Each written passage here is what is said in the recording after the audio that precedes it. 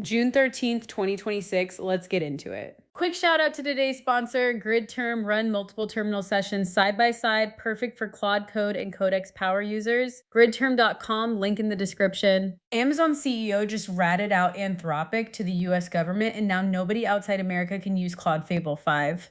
Andy Jassy reportedly told Treasury Secretary Scott Bessent that Amazon researchers got Fable 5 to spit out cyber attack instructions, and the Trump administration immediately slapped an export control ban on Fable 5 and Mythos 5.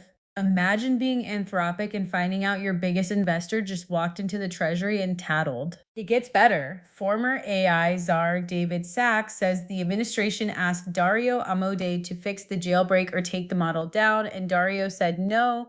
Anthropic's response was basically, this stuff is already in every other public model, calm down, which is the corporate version of you're not my real dad. Speaking of regulators getting frisky, OpenAI just got hit with a subpoena from New York's Attorney General. The AG wants documents on advertising, user engagement, model sycophancy, health data, treatment of minors, and treatment of seniors. That is basically every single thing OpenAI does, which is impressive. And here's the kicker. OpenAI just filed confidentially to go public this week. Nothing says ready for the public markets like a state AG subpoena and Altman publicly apologizing to a Canadian town after the company failed to alert police about a banned ChatGPT user who allegedly committed a mass shooting. Roadshow's gonna be fun. KPMG just pulled a report about AI because it turns out KPMG wrote the report about AI, using AI, and the AI made stuff up. The report was called Redefining Excellence in the Age of Agentic AI, which is a sentence that should have been a warning sign.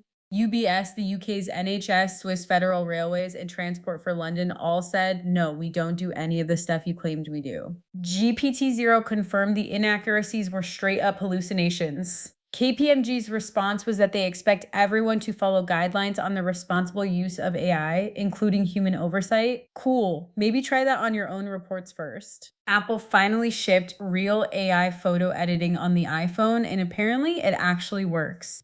iOS 27 beta drops 3 new tools: Cleanup, which removes photo bombers and is finally good now that it's cloud-powered; Extend, which paints AI filler at the edges of your photo; and Spatial Reframing, which fakes moving the camera around the scene after the fact. The Verge's hands-on calls spatial reframing the most ambitious and the most problematic, which is also how I describe most of Apple's AI launches. Welcome to the era where every photo in your camera roll is a polite suggestion. And then there's this one. A Derbyshire police officer is being investigated for using AI to fabricate evidence in multiple cases. Yes, multiple. As in, a working cop allegedly fed prompts into a chatbot and turned the output into evidence. This is the kind of headline that ages an entire legal system overnight. And one for the developers. TensorZero, an open source LLMOps platform that claims to fuel about 1% of global LLM API spend, archived its GitHub repo overnight after raising $7.3 million. Nothing scary about your gateway, observability, and eval stack disappearing from GitHub the same week the founders got their wire. Hacker News is in full panic mode trying to figure out what just happened. And if you're juggling Claude Code, Codex, and 3 other terminals right now, check out GridTerm, link in the description. That's the show. See you tomorrow.